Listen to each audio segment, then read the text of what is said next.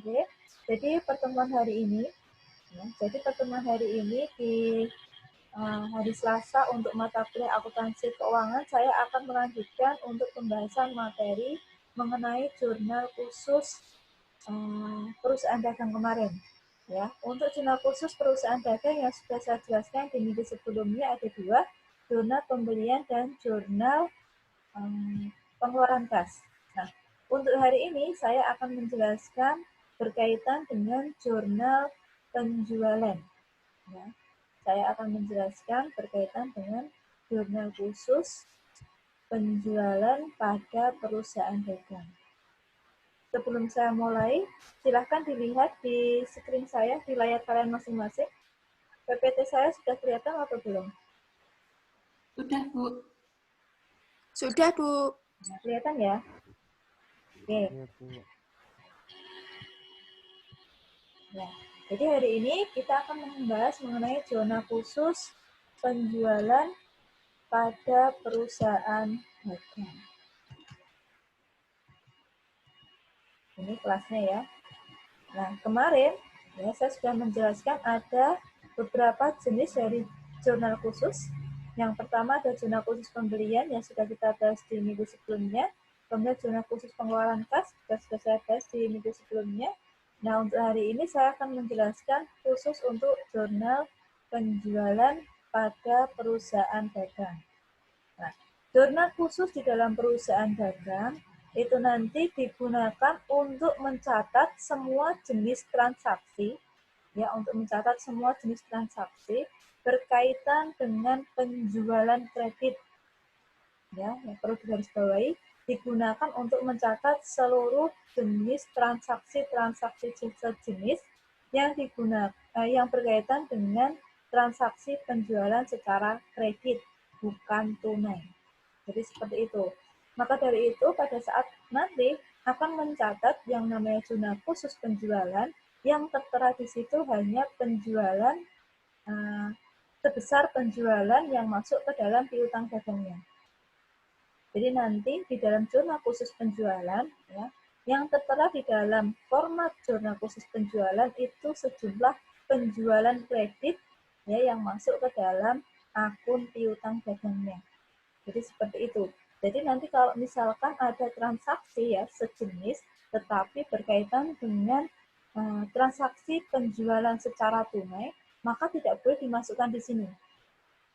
Ya, jadi tidak boleh dimasukkan di sini. Nah, kemudian jurnal untuk penjualan secara tunai nanti dimasukkan di mana?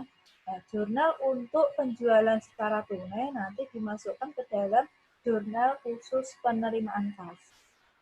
Ya, jadi yang berkaitan dengan tunai-tunai berarti nanti pakai jurnal penerimaan kas. Jadi seperti itu. Suara saya kedengeran enggak? Suara saya kedengeran enggak, Mbak? Kedengaran. Oke. Jadi seperti itu, ya. Jadi jurnal yang berkaitan dengan transaksi penjualan tunai dimasukkan ke dalam jurnal penerimaan kas. Jadi yang di sini hanya jurnal berkaitan dengan transaksi penjualan kredit. Nah, di sini ada format untuk jurnal khusus penjualan, ya. Formatnya seperti biasa, diawali dengan judulnya dulu, Mbak. Jurnal khusus penjualan, kemudian nama perusahaannya, nanti apa, kemudian periode akuntansinya. Ingat ya, periode akuntansi di sini disesuaikan dengan periode pencatatan di dalam perusahaan. Ya, misalkan perusahaan itu mencatat jurnal khusus penjualan untuk periodenya itu tiap bulan, berarti dibuat setiap bulan. Ya, tapi kalau jurnal khususnya itu dicatat setiap 4 bulan sekali, berarti nanti periodenya selama 4 bulan sekali. Jadi seperti itu. Kalau 6 bulan sekali, berarti dicatat periodenya setiap 6 bulan sekali. Ya, atau 1 tahun sekali, berarti dicatat setiap 1 tahun sekali. Nah, yang paling penting di sini untuk periode akuntansi bisa dilakukan di awal bulan, bisa juga dilakukan di akhir bulan. Ya, ini berlaku untuk semua jenis transaksi yang dimasukkan ke dalam jurnal, baik jurnal umum maupun jurnal khusus. Jadi seperti itu.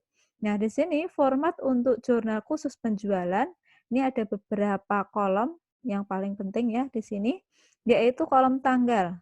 Tanggal di sini merupakan tanggal transaksi dari kejadian yang dilakukan oleh perusahaan berkaitan dengan penjualan ataupun pembelian atau pengeluaran-pengeluaran dan penerimaan selain penjualan dan pembelian. Ya. Nah, untuk tanggal di sini ini hanya tanggal khusus untuk tanggal transaksi penjualan secara kredit. Jadi seperti itu, ya. Kemudian nomor faktur karena transaksinya itu berkaitan dengan penjualan secara kredit, maka di sini ada kolom yang namanya nomor faktur.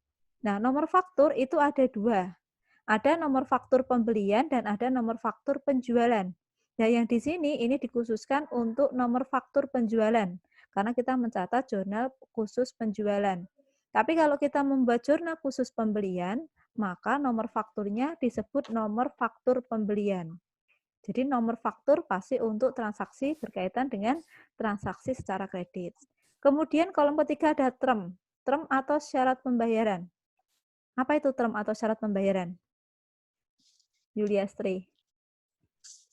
Term atau syarat pembayaran itu apa, Mbak? Ya, syarat pelunasan, potongan. Apa? Potongan mungkin. Potongan.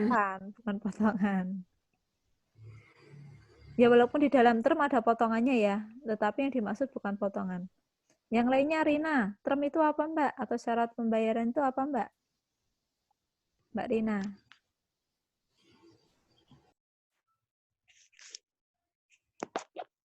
Term atau syarat pembayaran itu apa? Rina? Belum tahu, Bu. Belum tahu. Kemarin sudah dijelaskan loh. Triwahyu? Lupa. Triwahyuni? Term itu apa, Mbak? Term itu adalah syarat yang ditentukan.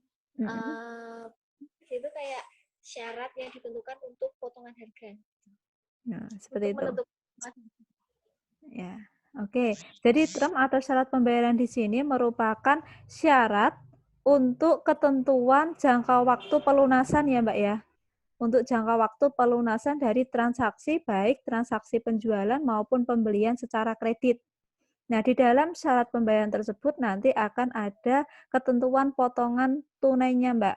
Jika dilunasi kurang dari tanggal transaksi yang sudah ditentukan.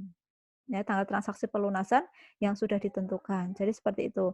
Kemudian di sini ada debitur. Lah ini yang paling penting, debitur di sini adalah nama dari pelanggannya. Ya, kalau di dalam perusahaan di dalam transaksi jurnal khusus pembelian namanya bukan debitur tetapi kreditur. Ya, kreditur itu berarti pemasoknya, pemberi hutang. Kalau di sini debitur, debitur itu berarti kita memberi piutang, kita memberi hutang kepada pihak lain. Nah, pihak lain itu berpiutang kepada perusahaan kita. Itu disebut dengan debitur. Jadi nanti untuk kolom ini disebutkan nama debiturnya. Siapa yang melakukan piutang di dalam perusahaan. Kemudian R di sini ref.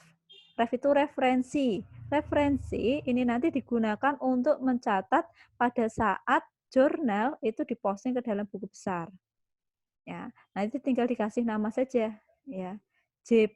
JPJ ya, jurnal penjualan strip 1 misalkan, berarti di halaman ke-1 misalkan seperti itu, tinggal diposting ke buku besar. Yang terakhir jumlah piutang, berarti ini saldonya, Mbak. Jumlah piutang, berarti saldo dari piutangnya. Jadi dari transaksi penjualan kredit pasti kan ada jumlah besar saldonya itu berapa. Nah, nanti dimasukkan di sini. Jadi seperti itu. Itu format untuk zona khusus penjualan. Nah, sekarang yang terakhir nanti di sini harus di total. Totalnya nanti berapa? Cuma di sini belum saya kasih keterangan total. Jadi semua jenis format zona khusus, baik pembelian, penerimaan, maupun penjualan harus ada totalnya. Kenapa harus ada totalnya? Karena total ini nanti digunakan untuk membuat jurnal di akhir periode akuntansinya. Jadi seperti itu. Nah, berikut contoh soalnya. Nah, ini ada contoh soal yang nanti akan kita selesaikan untuk transaksi berkaitan dengan zona khusus penjualan. Saya akan keluar. Saya akan menggunakan Word saja. Sebentar.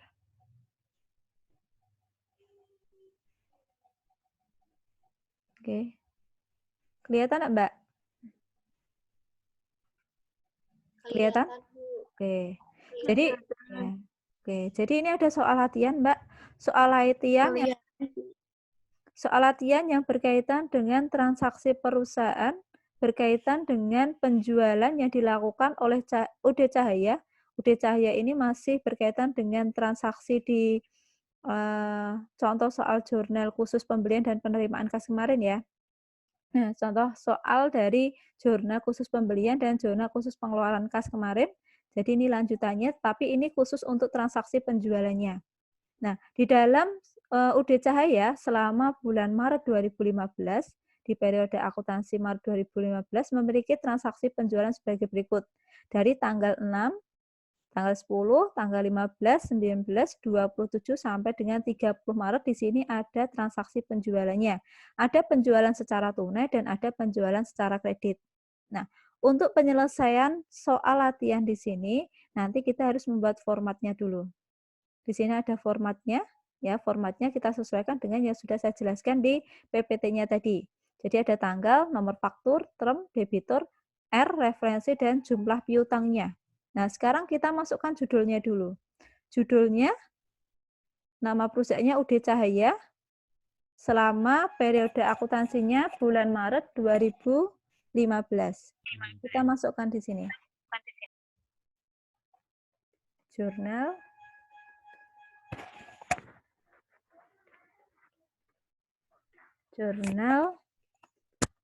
khusus penjualan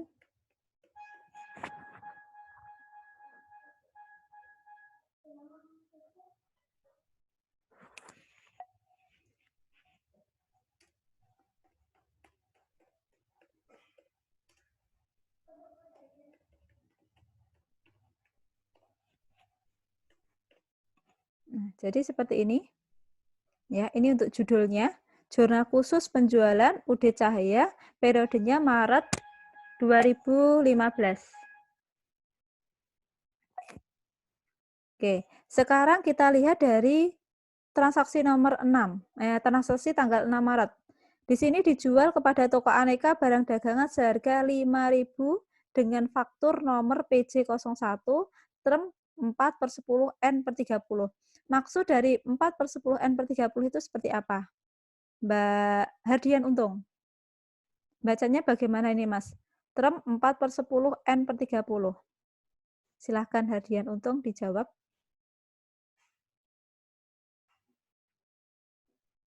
Saya ulangi ya. Untuk tanggal 6 Maret, itu ada dijual kepada toko aneka barang dagangan seharga 5 juta dengan faktur nomor PJ01 term 4/10N/30. Silahkan dijelaskan cara membaca untuk term 4/10N/30 Hadian. Mood-nya diaktifkan, Mas.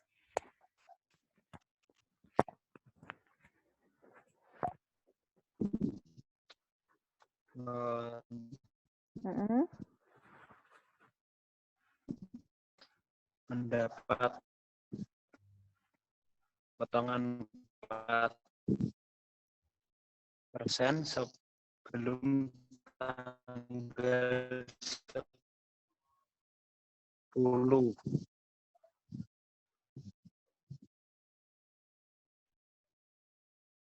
Terus? Udah, Bu. Sudah? Oke. Triwahyuni, betul nggak jawaban Hardian? Triwahyuni, betul nggak? Ya. Agak putus sih, Bu. Ya. Tapi kalau 4/10N/30 itu artinya bahwa jika toko aneka barang dagangan membayar dagangannya dalam jangka waktu 10 hari, dia akan mendapat potongan persen. Tapi jika dalam jangka waktu 30 hari, dia akan membayar sesuai dengan tidak ada potongan.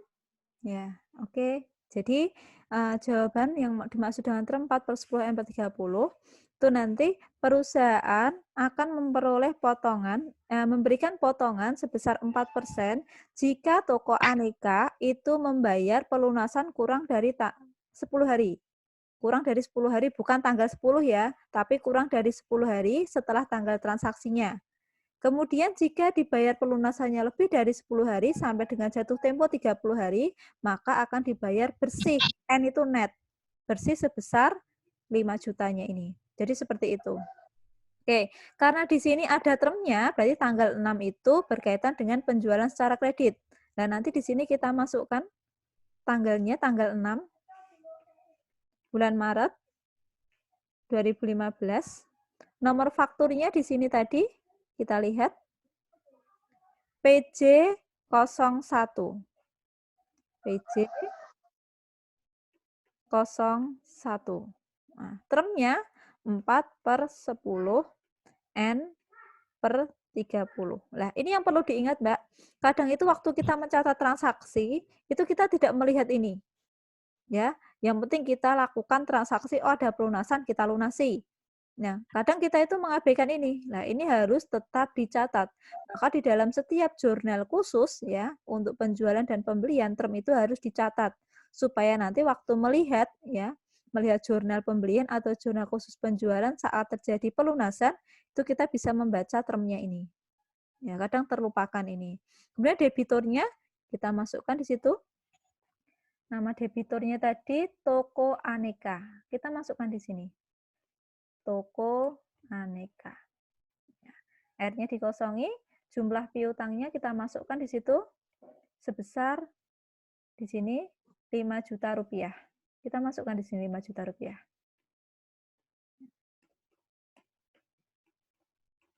Nah, jadi seperti itu. Ya, jadi simpel. Ya, kita tinggal masukkan tanggal, nomor fakturnya, term, nama debiturnya siapa yang melakukan piutang, kemudian jumlah piutangnya berapa. Nah, berikutnya tanggal 10. Dikirim faktur nomor PJ02 kepada Toko Bima untuk barang yang dipesan seharga 2.850.000. Term 4/10 N/30. Ya, kita masukkan di tanggal 10 di sini.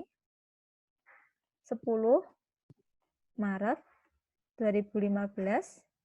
Nomor fakturnya tadi kita masukkan. Kita cek di sini. PJ02. Ingat ya, nomor faktur tidak boleh kembar. Jadi kalau sudah digunakan oleh transaksi, jadi kalau sudah digunakan untuk satu transaksi, maka nomor faktur itu hanya untuk satu transaksi, tidak boleh lebih dari satu, kecuali dalam satu faktur tersebut, ya nomor faktur tersebut sudah tertera beberapa transaksi di situ.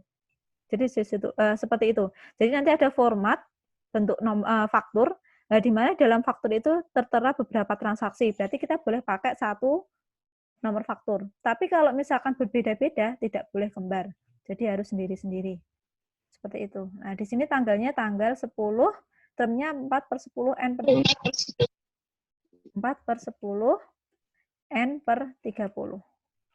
Nama perusahaannya kita masukkan di sini. Nama perusahaannya Toko Bima sebesar 2.850.000. Kita masukkan di sini. Toko Bima seperti ini. Jumlahnya 2.850.000. Nah, seperti itu. Nah, kemudian tanggal 15. Dijual barang dagangan sebesar 3 juta dengan nomor bukti PN05. Dijual barang dagangan sebesar 3 juta dengan nomor bukti PN05. Jika menggunakan nomor bukti, berarti di sini penjualannya secara tunai. Ya, ini penjualan secara tunai, bukan penjualan secara kredit. Ya, bisa dalam bentuk nota, bisa dalam bentuk bukti-bukti yang lainnya, intinya itu berkaitan dengan penjualan tunai, maka tidak boleh dicatat ke dalam jurnal khusus penjualan. Jadi tanggal 15 ini tidak boleh dicatat ke dalam jurnal khusus penjualan, karena penjualannya secara tunai. Jadi seperti itu. Jadi kita loncati, kita lewati.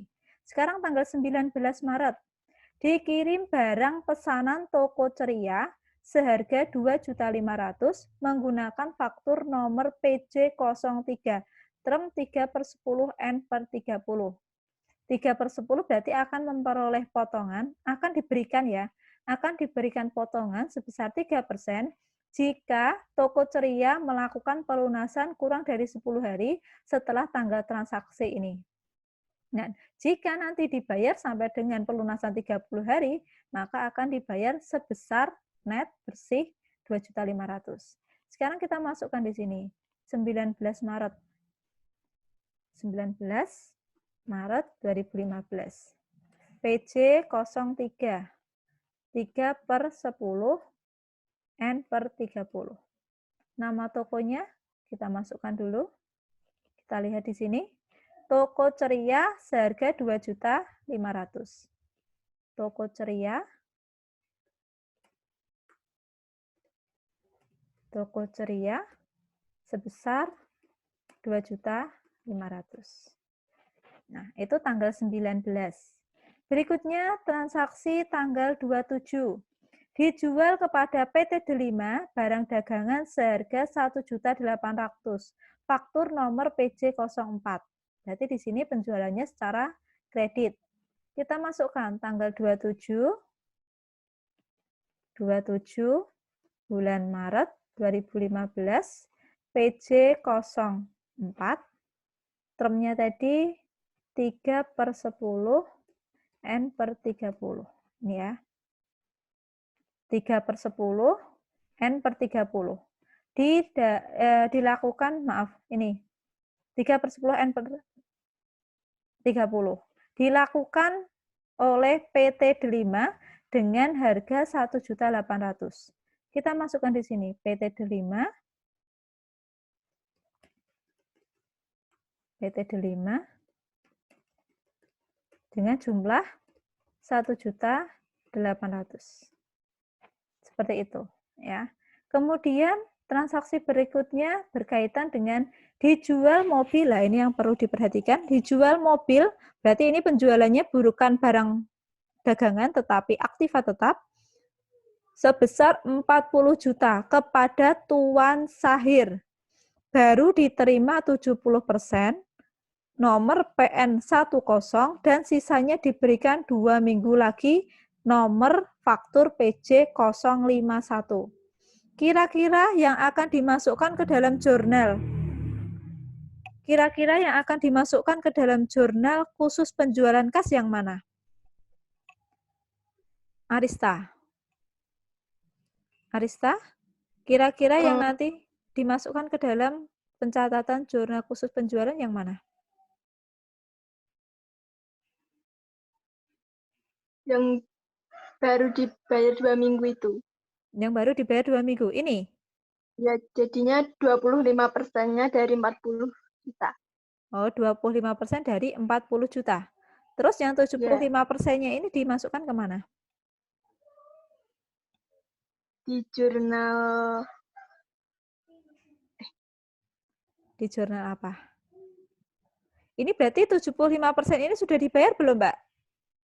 Sudah. Sudah. Berapa ini besarnya? 75% dari 40 juta berapa? 75%. Dari 40 juta berapa?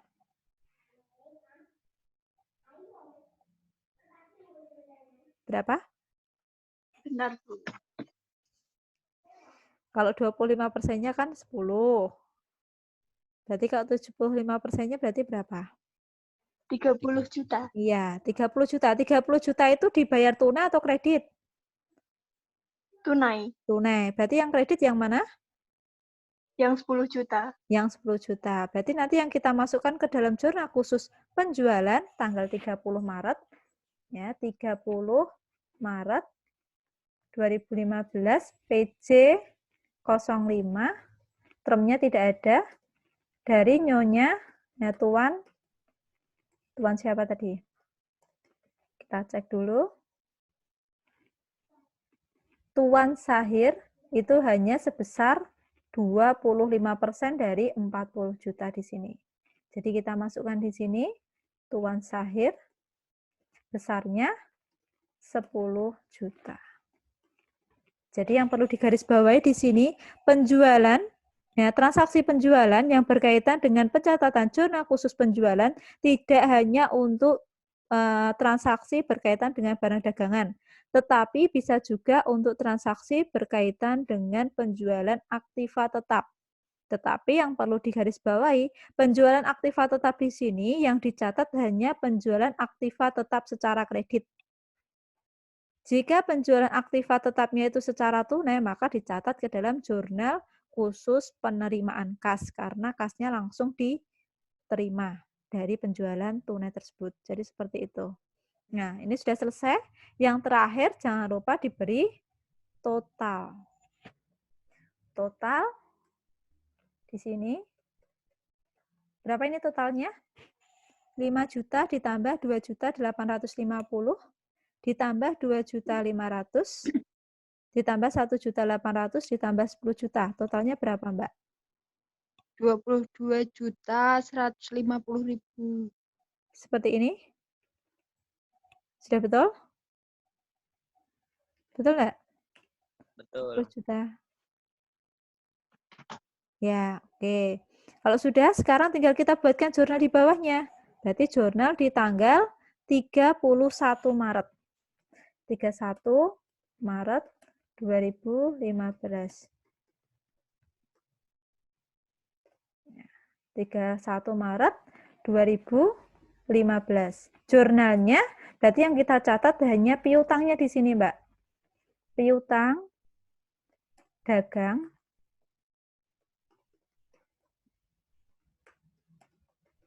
nah, seperti ini, piutang dagang sebesar 22.150.000 ya. Kemudian sumbernya itu dari penjualan. Sumbernya dari penjualan. Sebesar 22.150.000. Jadi cuma seperti itu. Ini jurnal untuk mencatat transaksi jurnal khusus penjualan. Jadi seperti itulah. Untuk debiturnya ini tidak perlu dicantumkan di sini. Nah, nanti untuk debitur ini nanti akan berpengaruh pada posisi buku besarnya, Mbak. Jadi buku besar, kalau kemarin itu kita posting buku besar untuk piutang, kita masukkan semuanya di akun piutang. Kalau untuk jurnal khusus perusahaan dagang, dengan banyaknya nama debitur, nama orang yang melakukan piutang kepada perusahaan, ya, berarti nanti kita harus membuat satu-satu daftar dari piutangnya untuk masing-masing pelanggan kita. Jadi seperti itu. Jadi nanti setiap satu nama debitur itu dibuatkan akun sendiri untuk buku besarnya. Baru nanti kita total keseluruhan dari akun piutang dagangnya. Jadi seperti itu. Jadi nanti banyak sekali buku besar yang perlu kita buat, baik buku besar pembantu hutang maupun buku besar pembantu piutang. Seperti itu, Mbak. Silahkan mood-nya diaktifkan. Jika ada yang ditanyakan, silahkan ditanyakan. Silahkan. Ada yang ditanyakan?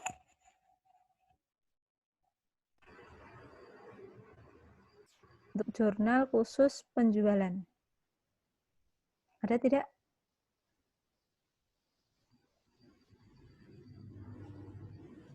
Yuliastri, ada yang ditanyakan, Mbak? Tidak, Bu. Tidak. Hardian? Triwahyu Utama? Belum ada, Bu. Belum ada. Rina? Belum, Bu. Belum. Arista? Belum, Bu. Triwahyuni? Belum, Bu. Belum. Kemudian tadi siapa lagi ya? Ega? Belum, Bu. Belum. Kemudian siapa lagi ya yang belum saya panggil ya? Muhammad Fatah. Ada yang tanyakan, Mas? Tidak ada, Bu. Tidak ada. Oke, kalau tidak ada, di sini di PPT saya yang nanti saya share dalam bentuk video, itu ada tugasnya. Ya, ada tugas yang paling terakhir di sini. Nah, itu nanti bisa kalian kerjakan. Ya, kalian kerjakan. Kemudian nanti akan kita bahas di minggu berikutnya. Jadi tidak perlu dikumpulkan, kalian kerjakan saja. Nanti kita bahas di minggu berikutnya. Setelah saya menjelaskan jurnal khusus penerimaan kas. Kemarin kan kita masih ada tagihan untuk tugas jurnal pengeluaran kas ya, Mbak ya? Belum kita koreksi ya. Jadi nanti kita gabungkan, saya akan mengoreksi untuk tugas jurnal pengeluaran kas dan tugas untuk jurnal penjualan. Jadi ini nanti bisa diambil dari video yang saya posting lewat si akad masing-masing. Jadi saya ulangi ya. Jadi nanti ya setelah ini selesai ya, nanti saya 10 menit ya akan melakukan upload ke video YouTube-nya. Kemudian nanti linknya saya share ke si akad. Nah, nanti kalau YouTube-nya, link YouTube-nya sudah saya share ke si akad, kalian boleh komentar presensi kehadiran di bawah video dari link YouTube yang saya share di si akad masing-masing. Jelas ya? Jadi nanti sistem akan melakukan pembacaan, kalian itu sudah aktif atau belum di dalam si akadnya berdasarkan dari komentar presensi di bawah link YouTube yang saya share di si akad. Jadi itu berlaku untuk pertemuan hari ini sampai dengan pertemuan seterusnya. Ya, khusus untuk saat kita melakukan kuliah online ini sampai selesai. Jadi seperti itu. Sudah jelas? Jelas, Bu. Ya, jadi nanti dibuka lagi si akadnya dalam waktu 10 menit lagi. Seperti itu. Sudah jelas? Iya, Bu. Oke. Oh iya, tugasnya satu lagi. Jangan lupa nanti tolong ya dikasih komentar jika nanti ada yang belum misalkan kalian belum jelas, kalian boleh melakukan komentar di bawah video yang saya posting. Jadi kalau kurang jelas boleh langsung posting di video tersebut komentarnya apa, kurang jelasnya di mana. Seperti itu, Mbak. Sudah jelas? Iya, Oke. Bu, jelas. Saya akhiri ya. Oke, saya akhiri. Selamat